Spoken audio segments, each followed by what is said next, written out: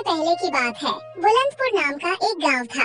उस गांव में बिरजू नाम का एक गरीब किसान अपनी पत्नी सरला के साथ रहता था। खेती बाड़ी से गुजारा न होते देख दोनों ने गांव के मुहाने पर एक छोटा सा मटन का ढाबा खोल लिया था। दोनों लोग सुबह तड़के ही उठ जाते थे और बाजार से जाकर ताज़ा मटन और खड़े मसाले खरीदकर अपने ढाबे पर पहुंच जाया करते थे। बिरजू के मटन बनाने का तरीका सबसे अलग था। वो मिट्टी के चूल्हे पर धीमी आंच पर ठंडी में मटन पकाता था। उसके मटन की खुशबू पूरे गांव को मदहोश कर देती थी।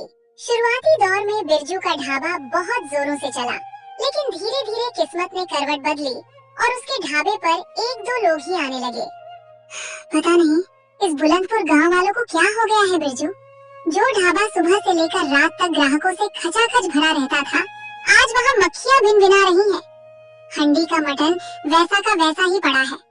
ऊपर से धनीराम सेठ का कर्ज सर पर तलवार की तरह लटक रहा है। मुझे तो रात को नींद तक नहीं आती। क्या करूं सरला, मैं तो अपनी जान में पूरी लगन और ईमानदारी से मटन बना रहा हूँ। मसालों में कोई कमी नहीं, मांस की सफाई में कोई कसर नहीं। फिर भी पता नहीं गांव वालों को क्या हो गया है। कहीं ऐसा तो नहीं कि गांव में कोई और ढाबा खुल गया हो। चलो चलकर देखते हैं कि आखिर लोग जा कहाँ रहे हैं। दोनों तुरंत भारी कदमों से पूरा गांव छानने निकल पड़ते हैं। गलियों से होते हुए जब वे गांव के आखिरी छोर पर पहुंचते हैं, तो उन्हें वहां लोगों की भारी भीड़ दिखाई देती है। एक ठेले के चारों तरफ लोग मटन चावल खाने के लिए एक दूसरे पर टूटे पड़ रहे हैं। बिरजू और सरला जैसे ही पास पहुंचते हैं, उनके पैरों तले जमीन खिसक जाती है। ठेला लगाने वाला कोई और नहीं बल्कि बिरजू का बड़ा भाई रघु और उसकी पत्नी माया थी। भैया आप, और यहाँ मटन चावल का ठेला? हाँ तो क्या हुआ, कमाना खाना सिर्फ तेरा ही हक है क्या? हट सामने से, ग्राहकों को आने दे। भैया कम से कम मेरी स्थिति की तो कदर करते। अभी पूरे 10 दिन भी नहीं हुए हैं जब मेरे इकलौते बेटे का निधन हुआ है। मेरा घर मातम में डूबा है। मैं पहले से ही जमींदार के कर्ज के नीचे दबा जा रहा हूँ और आपने ठीक इसी वक्त मेरे पेट पर लात मारते हुए पूरे गांव में मटन चावल का ठेला खोल दिया। क्या एक भाई का दर्द आपको दिखाई नहीं दिया? अरे ओ बिरजू, ज्यादा ज्ञान मत बांट। मैं क्या करूं? जो होना था वो हो गया। तेरा बेटा मरा तो क्या मैं भूखा मर जाऊं? क्या तेरे इस रोने धोने से मेरा काम थोड़े ही ना चलेगा? अपनी किस्मत का रोना मेरे सामने मत रो। अरे बिरजू, तू काहे फालतू में चिल्ला रहा है? तेरे ढाबे पर मटन चावल की प्लेट 30 रुपए की मिलती है और रघु भाई यहाँ सिर्फ 10 रुपए में भर पेट मटन चावल दे रहे हैं। अब तू ही सोच, गरीब जनता किसके पास आएगी? हम तो यहीं खाएंगे। 10 रुपए प्लेट मटन चावल? जेठानी जी, ऐसा कैसे हो सकता है? बाजार में 10 रुपए किलो तो मटन ही नहीं मिलता। फिर तुम लोग 10 रुपए में मटन चावल की प्लेट कैसे दे रहे हो? इसमें क्या मिला रहे हो तुम लोग? अरे ओ छोटी, अपनी जुबान को लगाम दे। बेचने वाला होना चाहिए, यहाँ तो राख भी बिक जाएगी। तुम अपनी फटी किस्मत लेकर यहाँ हमारे धंधे पर नजर मत लगाओ। जेठानी जी, ये तुम गांव वालों की सेहत के साथ सही नहीं कर रही हो। इस सस्ते के चक्कर में किसी दिन बड़ी अनहोनी हो जाएगी। ऐसा पाप मत कमाओ। सुन बिरजू की मेहरिया, मैं चाहे जो करूं, मेरी मर्जी। अब ये ठेला बंद नहीं होगा। चाहे तुम दोनों भूख से मरो, अपना घर बेचो या अपना वो 2 बीघा खेत बेचो, मुझे कोई फर्क नहीं पड़ता। अगर अपनी भलाई चाहते हो तो यहाँ से सीधे दफा हो जाओ। भाई के मुंह से इतनी कड़वी बात सुनकर बिरजू का दिल जैसे चकनाचूर हो गया। सरला उसका हाथ पकड़कर रोते हुए वापस ढाबे पर ले आती है। दोनों ढाबा खोलकर देर रात तक ग्राहकों का इंतजार करते हैं, लेकिन दूर दूर तक कोई परछाई भी नहीं फटकती। उदास मन और सूनी आंखों के साथ दोनों रात को घर लौटते हैं और बिना कुछ खाए पिए सो जाते हैं। दिन ढलते गए और हफ्ते बीतते गए। बिरजू के ढाबे पर धूल जमने लगी थी। चूल्हे की आग ठंडी पड़ चुकी थी और घर का राशन खत्म हो चुका था। तभी एक सुबह, जब परिंदे भी ठीक से चहचहाए नहीं थे, बिरजू के आंगन में भारी जूतों की आवाज गूंजती है। वो गांव का सबसे क्रूर सूदखोर धनीराम सेठ था। अरे ओ बिरजुआ, ओ बिरजू की मेहरी, कहाँ मरे पड़े हो बे? बाहर निकल थोड़ा, जरा हमें भी तो अपनी सूरत दिखाओ। आवाज सुनकर बिरजू और सरला अंदर से कांपते हुए बाहर आते हैं। दोनों के चेहरों पर कई दिनों की भूख और चिंता साफ दिख रही थी। राम राम सेठ जी, सुबह सुबह आप हमारे आंगन में। राम राम। तेरे दिए हुए वक्त की म्याद आज पूरी हो गई है बिरजू। मुझे मेरे पैसे आज के आज, अभी के अभी चाहिए। बहुत ढील दे दी मैंने तुझे। सेठ जी, भगवान के लिए हम पर तरस खाइए। अभी हमारे पास एक फूटी कौड़ी भी नहीं है। घर में 2 वक्त की रोटी के लाले पड़े हैं। मुझे तुम्हारी नौटंकी से कोई मतलब नहीं है। मुझे मेरे पैसे चाहिए, वरना याद रखना वो जो तेरी 2 बीघा जमीन है ना, उसे मैं आज ही गिरवी रख लूंगा और उस पर अपना बोर्ड लगा दूंगा। ऐसा अनर्थ ना करो मालिक, हम भूखे मर जाएंगे। वो जमीन ही हमारी आखिरी उम्मीद है। वैसे भी बेटे की मौत के बाद मेरा ढाबा बिल्कुल ठप पड़ गया है। कोई एक ग्राहक नहीं आता। अरे, जब पैसे उधार लेने आए थे तब तो तुम्हारा ढाबा हवाई जहाज की तरह चल रहा था। तब तो बड़े बड़े वादे कर रहे थे। अब क्या हो गया? ढाबा चले या न चले, मैं क्या करूं? मुझे मेरी रकम से मतलब है। मालिक, हमारे बच्चे की मौत का गम अभी कम नहीं हुआ था कि ये आफत आ गई। हम आपकी एक एक चवन्नी चुका देंगे, बस थोड़ा सा वक्त और दे दीजिए। चल ठीक है, रोना धोना बंद कर। मैं तुझे 2 दिन का आखिरी वक्त देता हूँ। इन 2 दिनों में तू अपने घर के बर्तन बेच, अपनी मेहरी के गहने जेवरात बेच या कुछ भी कर, पर मेरे पैसे लाकर दे दे। अगर 2 दिन बाद पैसे नहीं मिले तो सीधे जमीन से बेदखल कर दूंगा। इतना वक्त देने के लिए आपका बहुत बहुत धन्यवाद सेठ जी। आपका ये एहसान मैं जिंदगी भर नहीं भूलूंगा। धनीराम बड़बड़ाता हुआ वहाँ से चला जाता है। सरला, तुम यहीं घर पर रुको, मैं जरा बड़े भैया के घर होकर आता हूँ। वो भले ही गुस्से में बोल गए हों, पर आखिर है तो मेरे सगे भाई ही ना। हमारा खून एक है। बिरजू, वहाँ मत जाओ, मेरी बात सुनो। वहाँ जाने से कोई फायदा नहीं होगा। जो इंसान तुम्हारे बेटे की मौत पर नहीं पसीजा, जो तुम्हारे भूखे मरने पर खुश है, वो तुम्हें पैसे क्या देगा? मत जाओ अपनी बेइज्जती कराने। नहीं सरला, वो अपना खून है। जब वो देखेगा कि उसके छोटे भाई की जमीन नीलाम होने वाली है, उसका भाई बर्बाद होने वाला है, तो उसका कलेजा जरूर पसीजेगा। मुझे पूरा भरोसा है कि भैया मुझे खाली हाथ नहीं लौटाएंगे। बिरजू भारी और थके हुए कदमों से रघु के आलीशान मकान की तरफ बढ़ता है। वहाँ पहुंचकर वो देखता है कि रघु और माया नोटों की गड्डियाँ गिन रहे हैं, जो उन्होंने गांव वालों को घटिया मटन खिलाकर कमाई थी। बिरजू को देखते ही दोनों के चेहरे के भाव बदल जाते हैं। भैया, मुझे बचा लो भैया। धनीराम सेठ आया था। अगर 2 दिन में कर्ज नहीं चुकाया तो वो हमारी 2 बीघा जमीन छीन लेगा। भैया, मैं पूरी तरह बर्बाद हो जाऊंगा। अपने छोटे भाई पर तरस खाओ, मुझे थोड़े पैसे उधार दे दो भैया। अरे हट यहाँ से भिखारी कहीं का। सुबह सुबह मुंह उठाकर आ गया मंगल करने। हमारे पास कोई फालतू पैसे नहीं है जो हम तुम जैसे अभागों पर लुटाएं। देख बिरजू, साफ बात है, तेरी जमीन जाएगी तो तेरी जाएगी, मेरी थोड़ा ही ना जा रही है।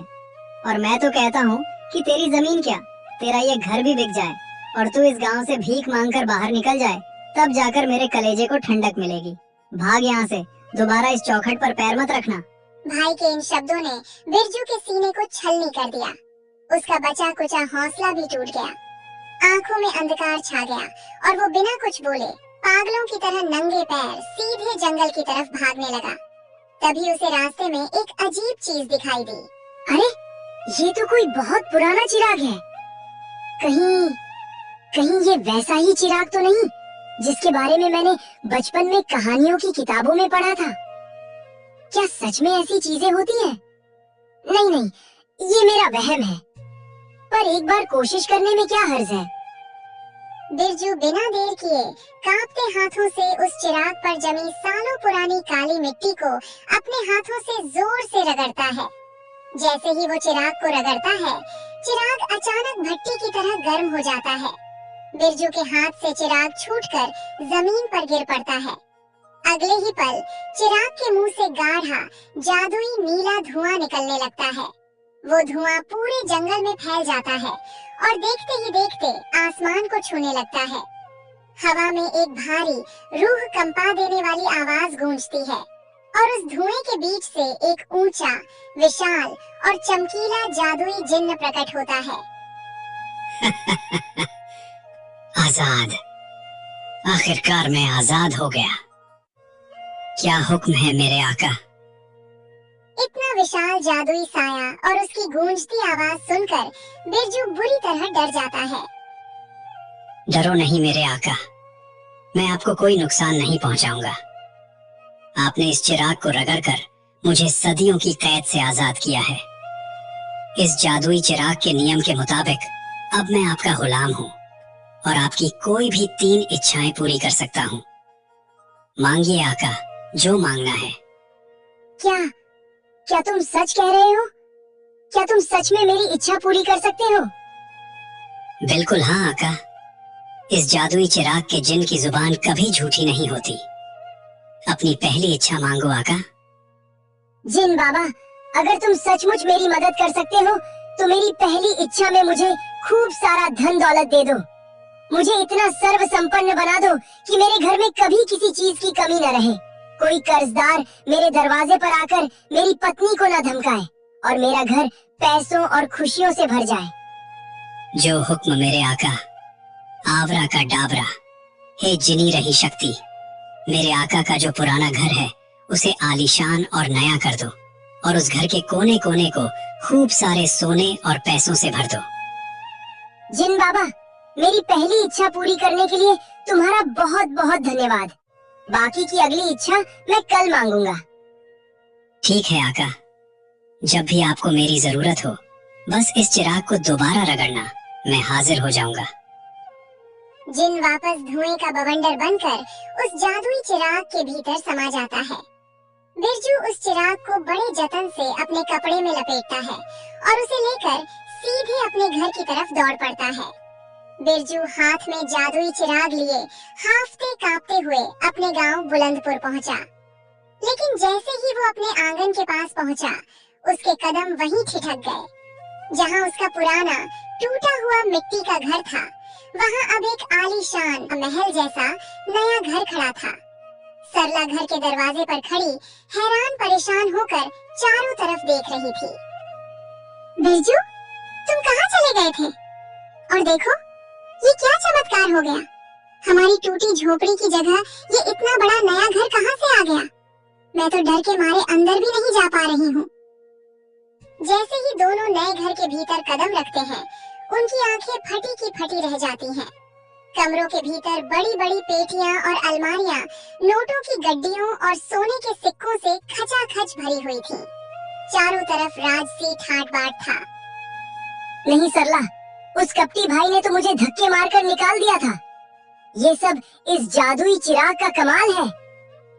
बिरजू सरला को जंगल की पूरी कहानी, जिन्न का प्रकट होना और अपनी पहली इच्छा के बारे में सब कुछ विस्तार से बताता है। सरला बहुत खुश होती है। अगली सुबह जब बुलंदपुर गांव में सूरज की पहली किरण पड़ी, तो बिरजू की आंखों में एक नई चमक थी। वो सोकर उठा और उसने सबसे पहले नोटों की गड्डी उठाई। उसके सीने पर जो सेठ के कर्ज का बोझ बरसों से दबा हुआ था, आज वो उसे हमेशा के लिए उतार फेंकना चाहता था। बिरजू सीधे धनीराम सेठ के घर पहुंचा और खचाखच भरे नोट उसके सामने रख दिए। धनीराम सेठ नोटों की गड्डी देखकर फटी आंखों से कभी नोटों को तो कभी बिरजू के ठाट बाट को देखता है। बिरजू बिना कुछ बोले गर्व से सिर उठाकर वापस अपने घर आ जाता है। घर आकर वो कमरे का दरवाजा बंद करता है और उस जादुई चिराग को निकालता है। बिरजू जैसे ही जादुई चिराग को रगड़ता है, उसमें से नीला धुआं निकलता है और जिन्न सामने खड़ा हो जाता है। क्या हुक्म है मेरे आका? आज आपकी दूसरी इच्छा क्या है? जिन बाबा, धन दौलत तो तुमने दे दी, पर मेरा ढाबा अब भी ठप पड़ा है। मैं हाथ पर हाथ धरकर बैठना नहीं चाहता। मैं मेहनत करके कमाना चाहता हूँ। कुछ ऐसा कर दो कि मेरा मटन का ढाबा फिर से जोरों से चलने लगे। अरे भाई, इसके लिए इच्छा बिगाड़ने की जरूरत नहीं। मैं आपको एक जादुई मसाला देता हूँ।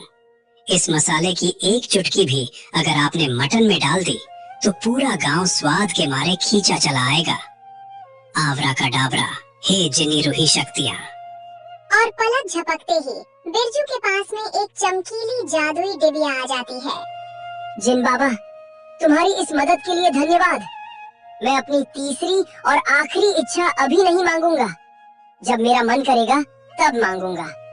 जो हुक्म मेरे आका। जब आपका मन करे तब मुझे याद करना। अब मैं वापस चिराग में जाता हूँ।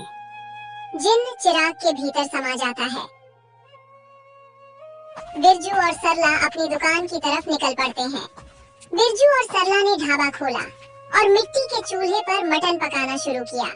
जैसे ही मटन उबलने लगा, बिरजू ने उसमें जिन्न का दिया हुआ वो जादुई मसाला डाल दिया। मसाला डलते ही पूरे बुलंदपुर गांव में एक ऐसी अनोखी और लाजवाब महक फैली कि जो जहां था वहीं ठहर गया। लोग अपने घरों से निकलकर पागलों की तरह बिरजू के ढाबे की तरफ दौड़ने लगे। देखते ही देखते बिरजू के ढाबे पर ग्राहकों की भारी भीड़ इकट्ठा हो गई। पैर रखने तक की जगह नहीं बची। वहीं दूसरी तरफ गांव के आखिरी छोर पर बैठे बिरजू के बड़े भाई रघु और भाभी माया के ठेले पर सन्नाटा पसर गया। उनका एक भी मटन चावल नहीं बिका। वे तुरंत बिरजू के ढाबे के पास आए। अरे सुनिए जी, जरा देखिए तो सही, कल तक जो भीख मांग रहे थे, आज उनके ढाबे पर पैर रखने की जगह नहीं है। हमारे ठेले पर एक कुत्ता तक नहीं आ रहा। हाँ माया, मुझे भी कुछ गड़बड़ लग रही है। अचानक इसका ढाबा कैसे चलने लगा? जरूर ये दोनों मटन में कोई नशीली चीज या मिलावट कर रहे हैं। ऐसा करते हैं, अभी दोनों ढाबे पर हैं, हम चुपके से उनके घर चलते हैं और तलाशी लेते हैं।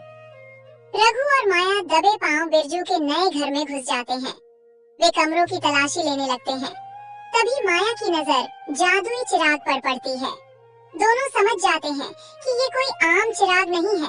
तुरंत उसे वहाँ से चुराकर घर ले जाते हैं और फिर चिराग को घिसते हैं। तुरंत जिन्न बाहर आता है।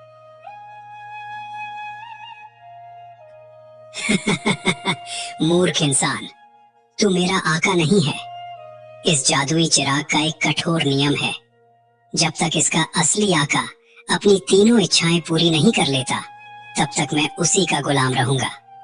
और इस बीच अगर किसी दूसरे इंसान ने लालच में आकर मुझे अपना गुलाम बनाने की कोशिश की, तो मैं उसे अपने साथ हमेशा के लिए पाताल लोक ले जाता हूँ। ये तेरे लिए इच्छा पूरी करने का दिन नहीं, बल्कि तबाही का दिन है। जिन्न उसके पति को लेकर गायब हो जाता है। ये देख तुरंत उसकी भाभी बिरजू के पास आती है और उसको सारी बातें बताती है। तुरंत बिरजू उसके साथ उनके घर जाता है और चिराग को घिसता है और जिन्न से अपनी अंतिम इच्छा में अपने भाई को मांगता है। जिन्न उसके भाई को वापस कर हमेशा के लिए वहाँ से चला जाता है। तो दोस्तों, इस कहानी से हमें ये सीख मिलती है कि मुसीबत के वक्त हमेशा खून के रिश्ते ही काम आते हैं। बस इंसान को वक्त रहते अपनों को पहचानना आना चाहिए।